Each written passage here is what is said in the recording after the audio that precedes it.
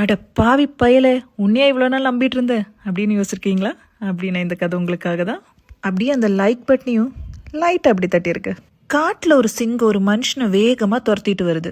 இதையெல்லாம் மரத்துல இருந்து பார்த்துட்டு இருந்த ஒரு குரங்கு அவனுக்கு கையும் நீட்டி அந்த மனுஷனுக்கு உதவி பண்ணி அவனை மரத்து மேலே ஏற்றி விடுது. அந்த சிங்கம் ஏமாந்து போய் மரத்தையே சுற்றி சுற்றி வருது.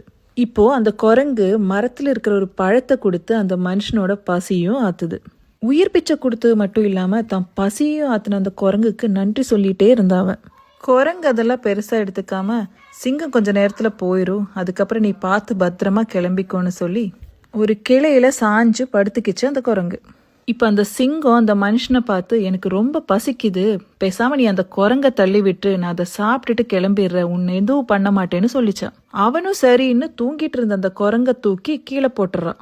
இப்போ அந்த குரங்கு அதிர்ச்சியாகி மேலே இருக்கிற மனுஷனையும் கீழே இருக்கிற சிங்கத்தையும் மாறி மாறி பார்க்குது. இப்போ அந்த சிங்கம், பாத்தியா மனுஷனோட புத்திய, நீ ஒன்றும் பயப்படாத, நான் உன்னை எதுவும் பண்ண மாட்டேன், மேலே போய் அவனை தள்ளி விட்டு நான் அவனை சாப்பிட்டுட்டு கிளம்பிடுறேன்னு சொல்லிச்சான். குரங்கும் சரி சரின்னு சொல்லி மேலே ஏறி அந்த சிங்கத்தை பார்த்து சொல்லிச்சான், என்ன நம்பி வந்தவங்களை ஏமாத்த நான் ஒன்றும் மனுஷன் இல்லைன்னு. நம்பினவங்களை ஏமாத்துறதுக்கு பேர் ஒன்றும் சாமர்த்தியம் இல்லை, அது நம்பிக்கை துரோகம். எதிரியை கூட மன்னிச்சிடலாம், ஆனால் நம்பிக்கை துரோகிய உங்களுக்கே தெரியும். வாங்க பேசலாம், இது உங்களுக்கான இடம் பெண் பேச்சு.